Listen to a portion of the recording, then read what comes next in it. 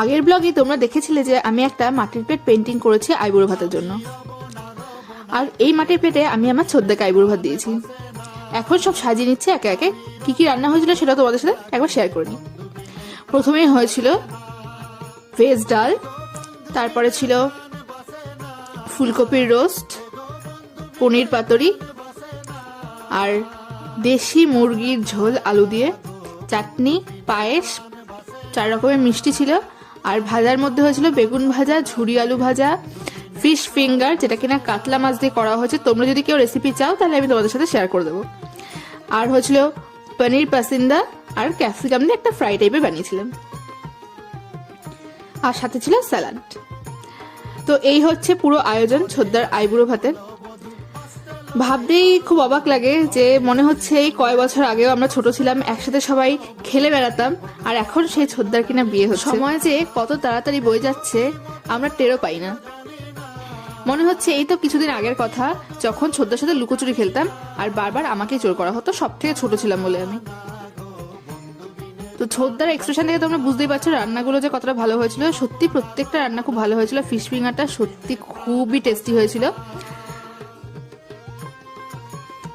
আর এখানে কোনো মাছ দেওয়া হয়নি, তার কারণে ছোদ্দা মাছ খায় না। আর ফিশ ফিঙ্গার বা ফিশ ফ্রাই তো এই মাছের ফিশি স্মেলটা থাকে না, তো ওই জন্য শুধু ওটাই খেতে পারে। যেহেতু আইবুড়ো ভাত, তো নিয়মে একটু মাছ দিতে লাগবে, তাই আমি বুদ্ধি করে ফিশ ফিঙ্গার বানিয়েছিলাম। ফিশ ফিঙ্গারটা বানানোর পর আমি খুব চিন্তায় ছিলাম যে ছোদ্দার আবার খেতে ভালো লাগবে তো, কারণ ও তো কোনো মাছই খায় না, তা আবার কাতলা মাছের ফিশ ফিঙ্গার কিনা। দেখলাম যে ও প্রথমে বুঝতেই পারেনি যে কি মাছ, যদিও বুঝতে পারার কথা নয়, কারণ কোনো মাছই চেনে না। আর কাতলা মাছের স্মেল ও একেবারেই পায়নি, ও খুব তৃপ্তি করে খেয়েছে। এটাই হচ্ছে আমার সাকসেস।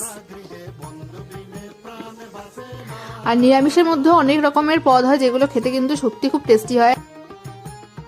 তো সামনেই কিন্তু দাদার বিয়ে, আর বিয়ে বাড়ির প্রচুর প্রচুর ভিডিও আসবে, নাচ গান হই হুল্লোড় খাওয়া দাওয়া কোনোটাই কিন্তু বাদ যাবে না। তো তোমরা যারা এখনো আমাদের চ্যানেলটাকে সাবস্ক্রাইব করোনি, তারা যদি ওই ভিডিওগুলো দেখতে চাও তাহলে কিন্তু অবশ্যই চ্যানেলটাকে সাবস্ক্রাইব করে রেখো। আর যারা ফেসবুক থেকে দেখছো তারা কিন্তু অবশ্যই পেজটাকে ফলো করে রেখো।